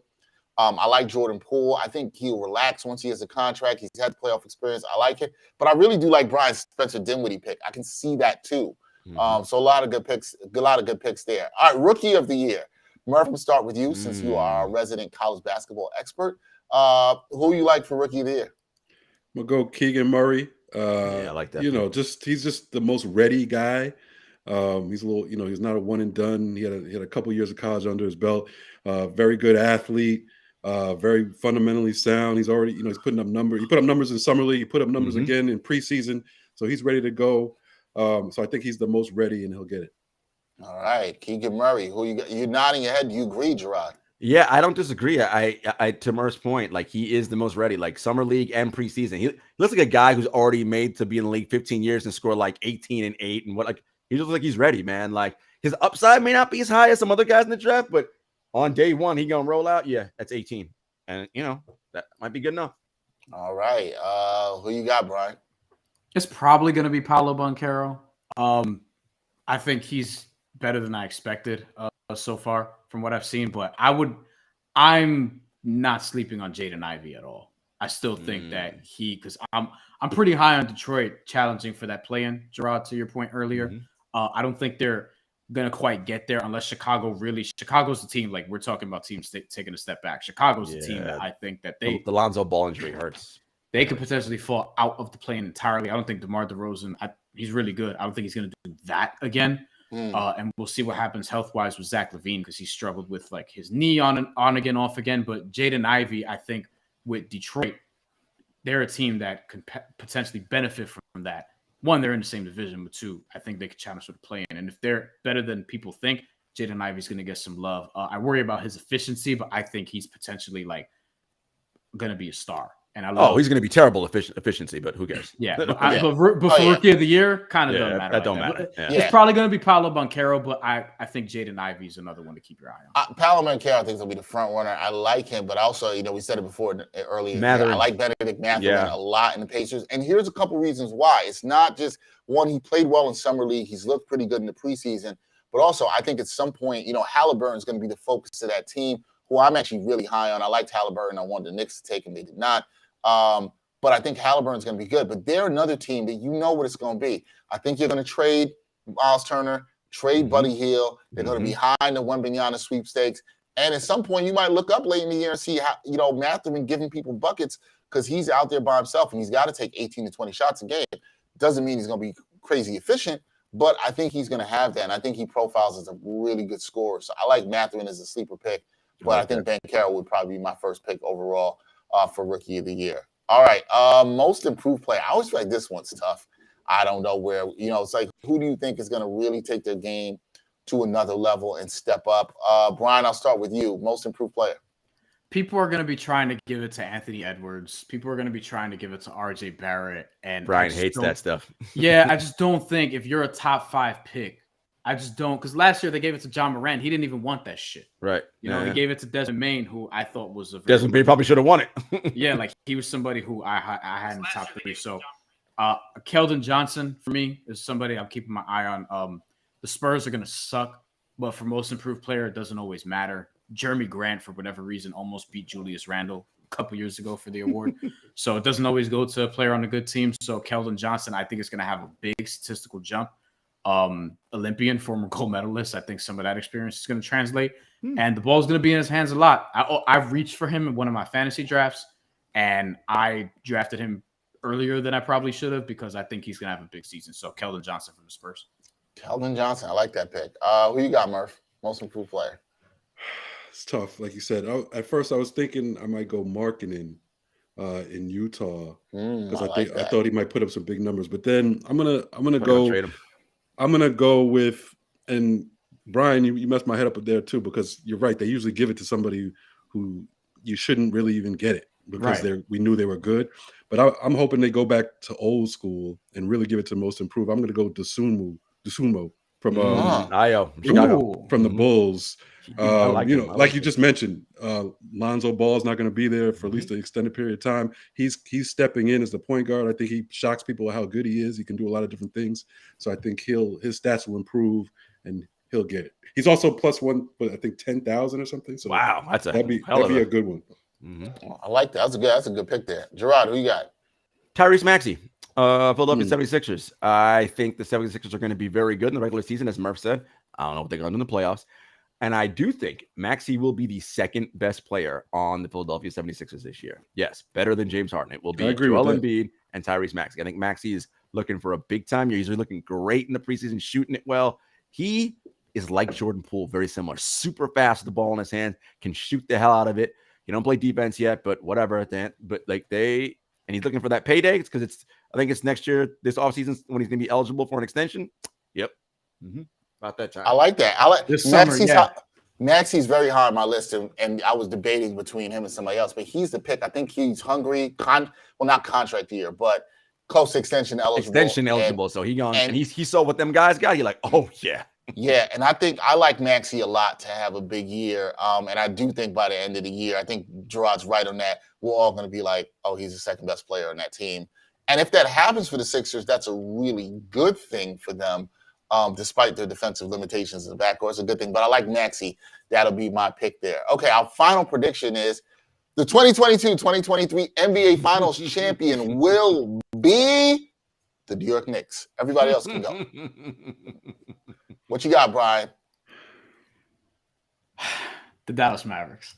Oh my! I like it. Because again, I'm just banking on the front office to make a move. Like I was thinking about which are the teams, because I think somebody's going to make a trade that's going to help take them there, because all these teams are going to be bunched up. When I did the standings and I was doing who's going to have the best record, I had the Nuggets winning 55 games as the best team in the Western Conference. So I have all the West, and I have like a team in the play-in or close to the play-in that's like 46 wins. The West and the East are going to be crazy stacked. Last year we saw the Heat as the 1 seed with 53 wins, and I think Philly probably gets the 1 seed this year, and they're going to have like 53 wins or 52 wins or something along those lines. So I think that Dallas makes a trade that help gets them over the hump. And I think Luka's also just that good. Like he's one of these dudes that can really like, he tore up EuroLeague as like a teenager. You know, he tore up the Spanish ACB league, which is the toughest league outside of the NBA, you know, not including EuroLeague, like domestic league. He tore up the world stage. Like, I don't think people understand like how good this dude is. He tore up the NBA playoffs last year. And Jarod, even in years that he got eliminated in the first round, like he was 5 quarters away from taking out this Clippers squad that people have been waiting to take that next step. And if Kawhi wasn't superhuman at the end there, you know, like I feel good about banking on Dallas sort of making a move, because I think they showed some things. Usually, like I'm with you, Jarod, in terms of like a team like Portland, they fall back or whatever. Maybe it's fool's gold. Maybe Dallas got lucky. The difference with me with Dallas is, one, they have Luka. And I love Dame, but Luka's just different. And two, defensively, they can get to a much higher level than those Portland teams. Portland can't even guard. Yeah. So I think they can do some things where it's like they get Luka a beta, and they have like great. I love Dorian Finney-Smith, Maxi Kleber, Dwight Powell. Like they have really good role players around that. If Tim Hardaway Jr. could be efficient, maybe that works out. Reggie Bullock could defend. So I thought about it long and hard, but there's just not a lot of teams I love. Like Milwaukee, I think they're an injury concern for me. Boston, I'm not sure if without Ime Udoka they're going to be able to get there.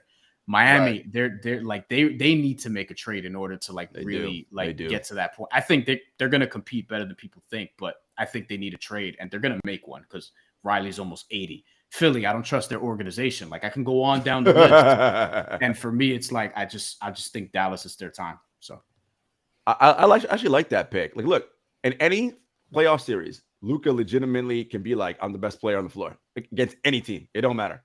That includes the Warriors. That includes it don't matter. He'd be like, I'm the best player. And he's like that. That dude is legit. I'm going to go with, because, you know, we're rolling with it. I'm going to say Nuggets. Look, here's the reality of all these picks right now. None of this shit matters. I don't think any of these teams, well, not any of them, but most of these teams now aren't going to be what they look like come April, right? Trades happen, injuries happen, whatever. But I'm going to go out and say Denver right now, because I just really, again, Jokic is Jokic. And I think, again, if the big key for me is obviously the health. We know what the Jokic-Murray pick and roll looks like. And I told you I love Bruce Brown, KCP. Aaron Gordon is here. When he's your fourth best player of your starting five, that's a good thing. And if Michael Porter Jr. can approach all-star level play, this team is dead. I mean, it's 6'10" that can score literally from everywhere, on top of Jokic, on top of Murray. Nah, man. If Denver can do that, I like them. Murph, who you got winning it all? I'm gonna go Clippers. I'm gonna say we get Killer Kawhi back. I'm gonna say he's due for an injuries-free season all the way through, or not completely free, but to the point where he can still play. He has a great coach, a stacked team this time, unlike what he had in Toronto. They weren't stacked. So I think I don't know if anybody has seen his thighs. They look ridiculous. Kawhi Leonard? Oh yeah, he's looking like a robot out there. And so I think we're going to see robot Kawhi at least by the time the playoffs come. And they just have too much around him. Paul George, I think, will have a great season also. So I got to go Clippers, even though that sounds weird to say that. Can you imagine the Clippers winning the NBA championship? Sounds weird, but I think they can do it. I think you're right, Murph. Like, who else can we starting with? I'm throwing out Kawhi and PG-13 at you. Like, good luck. Most teams don't have one person to deal with a wing. We got two. Right. So it comes down to my pick. I'm with Murph on this. I thought about it. It was going to be Clippers or Bucks for me. I have a little bit of the injury concerns that Brian has with the Bucks, although I think they'll be fine if they're healthy by the playoffs. The Clippers are just too deep. I think people are always like, oh, depth matters in the regular season, doesn't matter in the playoffs. But it does matter to get through the regular season so you can be healthy for the playoffs, right? And when you have a good coach that knows how to manage that, which I think Tyronn Lue is one of the best coaches in basketball, he doesn't get his due enough. I think that matters. And I do think Kawhi is going to be focused. His team is going to be focused. They're going to be smart. I like what Brian said, too. I don't think they're going to go super hard for like the 1 seed. I can see them finishing 3 or 4, but they're going to be playoff ready. And I don't know how you really stop them if those two guys are on top of their game and all the talent and scoring options they have around them. We haven't seen a team really that deep go and win an NBA championship, right? Like where you like get into the playoffs and you're like, oh no, like they're 8-9 strong deep and they will play that way in the playoffs. We haven't really seen that in a while from a roster. So I think we've seen a lot of top heavy talent in a roster, but I think they can do that. And honestly, I'll say this. If it ends up being a Western Conference Finals where we have the Clippers and the Nuggets, who Jarod is very high on, I actually think that could be a fantastically entertaining series. That will be really, really fun to watch. I mean, I give the advantage to the Clippers because I think they're a better defensive team, and that's probably going to be the Nuggets' Achilles heel, but that'll be fantastic. And then even if things play out the way we said, whether it's the Celtics that come out the East or it's the Bucks that come out the East, I think that's going to still be a fantastic finals. I think what we're all saying when we talk about all this stuff, and these are all predictions, is, NBA this year is probably as close and as tight and a lot of parity as we might have ever seen. Everybody likes to say, when the NBA, the teams are going to win. And we know what the people look like who say that. They be looking the same way. They hate the NBA. Just hate the NBA guys. So it's whatever. But this is a lot of parity. And I don't think any of us really know who's going to win. This year is as wide open as it's ever been. And I think there's so much good talent across the league. So that makes me so excited about it. All right, real quick before we get out of here. Opening night games. I want to talk a little bit of betting. Opening night games. We start off Sixers versus the Celtics. Celtics 3-point favorites. Sixers at 135 at the money line. Over under is 214.5.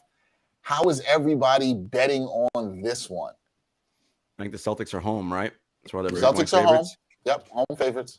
I'm gonna go Philly fully upset on the road, man. They come out and they want to show like we ain't the same old Sixers. I'm gonna take that money line. And I'm going to go with the under. Under 214, money line, Sixers. There we go. How you betting this one, Murph? I'm going to go Celtics -3 and the under. I think, Tatum and Brown battle tested after that, finals run. I think they're going to take this one seriously, not let Boston lose. They have more talent to me. All right, Brian, what you doing on this? I don't know. I look at player props. The result, I don't fucking know. It's the regular season. I'm probably gonna go with I might roll with the Sixers just because it feels like one of those games where people will get very hype about the Sixers after one game, one regular season game to start the season, and they'll win, 112-98, and people will think, and that's under, by the way, and people will think that the Celtics are going to be all out of whack, like what's going on, is not having Ime Udoka going to really affect them, and the Sixers look really good, and PJ Tucker's healthy, and all that Sixers shit's probably going to fall off by March, but we'll go with the Sixers. I will go with this. He's really predicting the Sixers' demise. I will go with the Sixers on this too. I think they'll come out focused for the reasons Jarod mentioned. They are going to be more hungry to prove a statement, although I think this will be a close game because I think Boston has something to prove too. I think a lot of those players are going to sit there and say, hey, I know y'all are down on us. You think there's problems with the new coach and all this stuff and everything going on in the organization. But I do think the Sixers have a little bit more to prove, especially Harden. Watch how Harden plays in this one. I could see him being very aggressive, so any player props for him will be very interesting. But give me the Sixers turnovers. Yes, Murph. That's not even hate, Murph. You're right. There could be a lot of turnovers. If he's aggressive, he's going to be his over under. His over under is only 19.5 right now. I like the over for that. You know what the key for the Sixers season is? Harden as their third best player. He averages 20 points a game, 8-9 assists, and he gets back up to 36% from three. He does that. That's all you gotta do. Let Maxey be number 2, and B gonna do Embiid things. That's their key. Remember, now he's an inefficient Chris Paul. Now that's who he is. So I'm saying, year 14, get back to efficiency. Year 14, James Harden. I don't know, bro. Yeah, Brian. To fair to Brian, Brian's been on that. Like his game might not age that well as people may think. Brian has been on that for quite some time. He's lucky they have Tyrese Maxey. Tyrese Maxey is going to save his ass this season. This matchup isn't good for him either, because of Brown and Tatum's defensive ability. Yeah, that's a good point. They can lock him. They can lock him up. Yeah, they're going to be all up. And Derek White. Yeah, and right. That's a great point, Murph. That's why I definitely. The one thing I'll say, if you want to dance, you saw what Scotty Barnes did to him in the summer, right? Scotty was clapping like you ain't got. You ain't got nothing. You ain't got nothing. That's why I like that under in this game. Another team that can make a trade and get to that next level is the Raptors, for sure. Which is why I think teams like in the Eastern Conference, like the Heat. Teams like Milwaukee, like they got to do something because the Raptors are coming. Yeah. Raptors gonna be a problem. All right, second game of the night. This should be a fun one in terms of betting. We got the Los Angeles Lakers versus the Golden State Warriors. Warriors 6.5-point favorites. Lakers that tantalizing 212 money line plus 212 money line over under. A lot of points expected in this one. 227.5. Jarod, you're shaking your head. Please tell me, we know you believe in the king. You worship at the Church of King James. Please tell me why you're going to bet the Lakers to get the upset here. Listen, y'all know I don't subscribe to Lakers or LeBron James exceptionalism, although LeBron James is, and I've said this very many times, right? I mean, he has another season like he did last year. And by the way, he's all NBA till he got hurt. I mean, this is the greatest player of all time. Like, no one has put together as many MVP level seasons as this dude. You know that since his second year, he's basically been MVP level since year 2 in the league through now going into his 20th year. That is ridiculous how good he is. All right. All that aside, they ain't spoiling ring night. The Warriors ain't letting that happen. Warriors, I'm going to take the Warriors in this game. I'm going to go with the over. Steph, Clay, Splash Brothers, Jordan Poole feeling good. He got all that money. Draymond going to be talking. Warriors big and the over. Warriors big and the over. Come on, Murph. Give me some hope. Take the Lakers. What you got? You're right. I'm gonna let that LeBron James comment slide. I am gonna get into it, but you don't think he's nice? Wait, hold up. No, he's great. He's great. He's not Larry Bird. He's not Larry Bird. Come on, you know Larry Bird. He doesn't have the Bird killer. You know. But you're right. LeBron will go down as the best player ever if we just looked at the stats. That's true. But let me just say, I'm going to go Golden State minus 6.5 blowout. I'm kind of scared to pick the over. I want to pick the over, but I'm scared the Lakers won't score. They won't score enough because Golden State will put the clamps on them to some extent, and Golden State will score a lot of points. I'm looking for like at least a 15-point win here for Golden State. Wow. And I'm just going to go under. It's ring night, man. They gonna want to do their thing on ring night, man. Okay. All right, bro. And that's what it's like. The Lakers just lost by 50 in preseason. To Sacramento. And trust me, preseason doesn't mean anything, but it does. But it does. It can tell you some things. It can tell you by 50, that's telling you a little something. It can tell you something. All right, Brian, how you betting this one? I'm not betting the Lakers. I have the Lakers like barely in the play-in, by the way. That's another story for another day. I'll tell you what, this feels like one of those games where the Warriors kick their ass, but LeBron James has like 35, 8, and 8. Oh yeah, he'll do that. Like he'll go and get his or whatever. So like I think, and then Anthony Davis, limps off in the second. Oh no! Damn, already? Damn! Didn't it happen in preseason already? Not street clothes. Not street clothes. So Draymond Green's over under, by the way, 6.5 points. So do with that what you want. I'm taking the LeBron overs, but I'm taking the Warriors to win, probably by double digits. I'm actually going to see if I can get some value on that because the spread is only minus 6.5. I feel like if you look at a win 10 or more, you probably get some good plus odds for that. I think so. Yeah. True. Okay. All right. I like this. I'm not going to be the person that is different here. I'm not going to pick the Lakers because I do not believe in them. I would like to know what the odds are on Anthony Davis going to the locker room. That would be interesting. I would probably bang that. Give me the Warriors to cover here. I'm staying away from that over-under, but I do think there's some nice player props you probably could look at for this game. I'm with Brian on the LeBron overs. I think LeBron's going to show out definitely in the first game. Maybe even throw some money down on LeBron triple-double. Or if you really think the Lakers might get a little frisky and they might start playing some selfish ball, maybe, your man Russell Westbrook has a low triple-double there. That could happen. I know Jarod. Is he even going to play? His props aren't even up. Yeah, because he might not play. He got the hamstring. He might not play. Well, forget that I said LeBron's, by the way, LeBron's over-under is only 26.5 points. I like the over on that. Remember, he's not a scorer, Brian. He's been telling us every year he's not a scorer. Remember, I'm not a scorer. He's not Especially if they're getting blown out, he's going to get his 30 at least. Well, we will see how it be. All right, this has been fun. We've talked for like over an hour and a half. NBA season gets kicked off tomorrow. Get your league pass ready. We'll see how everything goes. Go Heat, go Knicks, go Grizzlies, and I guess for Murph, go Pelicans. I guess for me too. Shit. And the Cavs, Pels and the Cavs. That's my squad. Pelicans and the Cavs. Brian, we know who your squad is. Stop it. Stop it. My Western Conference squad is New Orleans. See, he's smart. You get squads. You get squads in each conference. My Western even though New Orleans shouldn't be geographically in the Western. Correct. They should be in another story that correct. Maybe that'll get corrected. Neither should Memphis. I mean, we don't. Neither should Memphis. That's right. Neither should Memphis, but that's probably my Western squad I'm watching. All right, that is it for this edition. That is Jarod Hector, Bryan Fonseca, Jamal Murphy. Thank you guys for joining me. Until next time, y'all. Peace.